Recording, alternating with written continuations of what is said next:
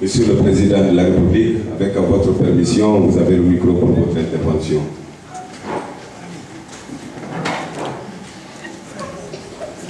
Je remercie toute la presse d'avoir répondu massivement. Nous sommes à une étape extrêmement délicate de la gestion de cette épidémie.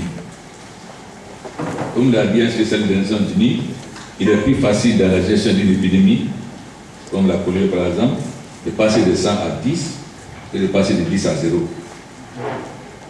Grâce aux efforts des populations, des partenaires des services de santé, l'épidémie s'est fortement réduite en Guinée forestière.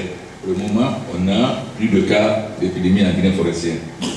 Aujourd'hui, notre inquiétude est sur Conakry et ses environs, à savoir Koya, Folkandia, Kindia et Bofa, et le premier de Matou Teratoma. Les réticents nous ont fait perdre beaucoup de temps dans cette zone.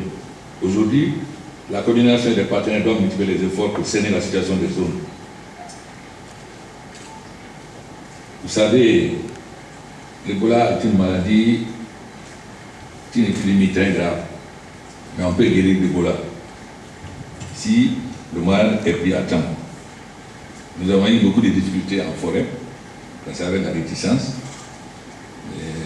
D'abord, il y avait la désinformation, on disait aux gens, c'est le président qui a amené l'Ebola, c'est les Blancs qui veulent nous tuer, etc.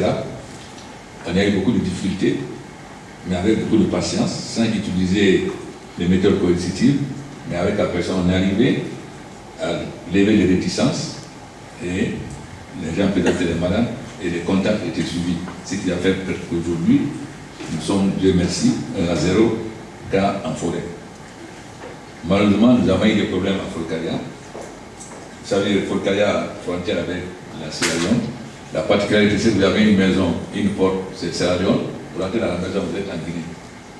Or, la zone frontalière de Sierra Leone, c'est la zone où la rébellion, pendant la guerre civile, était installée. Donc, c'est une zone difficile. Comme les Libériens avaient quand même employé des méthodes coercitives, donc nous savions qu'il y avait des malades à Folkaria. Mais quand les médecins allaient, les gens balayaient la route à Folkaria, donc les médecins n'allaient pas aller dans les villages frontaliers. Sinon, on était arrivé seulement à 8 cas sur l'ensemble du territoire. Lorsque on a pu pénétrer à Folkaria, évidemment, les malades qui étaient là-bas, qu'on n'avait pas vus, ont commencé à être vus. Mais le grave inconvénient, comme ces malades, on ne les connaissait pas, on ne connaît pas quels sont leurs contacts.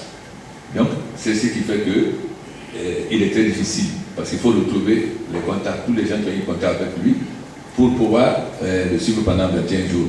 C'est là la difficulté qu'on a eu avec Folkaria, mais Koya aussi. Cela est dû à beaucoup de faits. D'abord, évidemment, quand les malades voient les médecins habillés comme des cosmonautes, ils ne sont pas, ça les fait un peu peur.